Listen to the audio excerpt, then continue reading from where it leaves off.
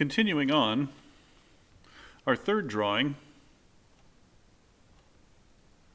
we're going to start in the same way as always, at least for these particular style and simple drawings. I'm going to start with the little eye. That's not really a little one, but we're going to make the other one even larger. And a bigger eye. Again, I go over them several times to thicken the line up. I would do the same thing if I were drawing this in ink or inking it later. I would use a thicker pen or go over it a couple times like I've done here. I've already mentioned this before, but I'll mention it again. The pupils of the eyes are done in the same way that Dr. Seuss did his drawings back in the day for Cat in the Hat, Green Eggs and Ham, etc. And so this is sort of an homage or a tribute to Dr. Seuss. For this particular animal, I'm going to make him face this way this time. I'm going to come down and do a V shape. And again, darken in the lines.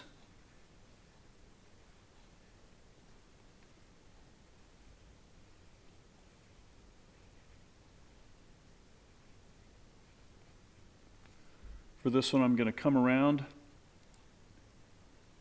and bring it around like this. As you may have guessed, this is a bird. The funny thing about drawing these in class, these are called guided drawings, and a lot of elementary schools do these. I like to do it this way just to show the difference between merely drawing something by copying it, and later on when we get into more detailed cartoons, I'll actually show how to construct them from basic shapes. So I'm going to follow this line, imaginary line, up to about here, and then this line's going to come around and go down like that. And then again, I'm going to darken it in. I always like to have at least twice the thickness for this style of cartooning. And as I was about to say a moment ago, the most fun in class that we've had so far is when kids start shouting out halfway through the drawing, "It's a bird! It's a frog! It's a monkey!"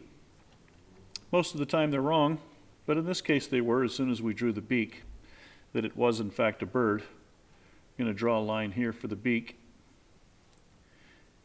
But what kind of bird? Well, this particular bird has a crown on its head that looks like this, and that should be pretty obvious what the animal is. It's a rooster. One of the other benefits of doing this type of thick outline is it helps you to fix any mistakes you make. So if you go past the line a little bit, you can fix it by doubling up on your lines, and it erases a lot of the mistakes. So if I had gone too far on this line, for instance, thickening up the line all the way around, that fixes that mistake. And if you didn't make a mistake, when we do the shading, it's a lot easier to shade up to a thick line than it is a thin line, especially for students who haven't drawn in a while. So down here at the neck, we're going to do a series of circles like this, or half circles. And then one thing that this artist whose work I'm copying at sirigolo.com doesn't always do is sometimes he or she will add little eyebrows, but I like to do different expressions just to see the reactions that the students will have. And so this one, when I said this was an Angry Bird, a bunch of kids said, "No, not Angry Birds," because they're kind of sick of that game.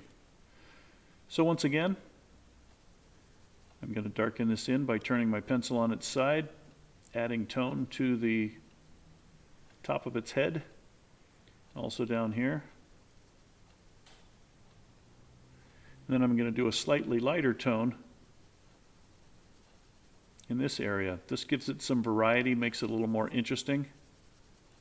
I've already seen some students starting to smudge their work, and this early in the school year, I'm not going to prevent them from doing that because it's what they're comfortable with doing.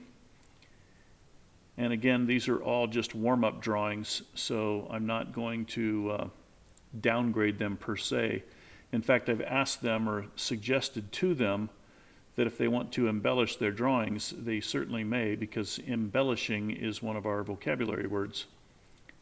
And so I give them a lot of leeway when they're doing these kinds of drawings.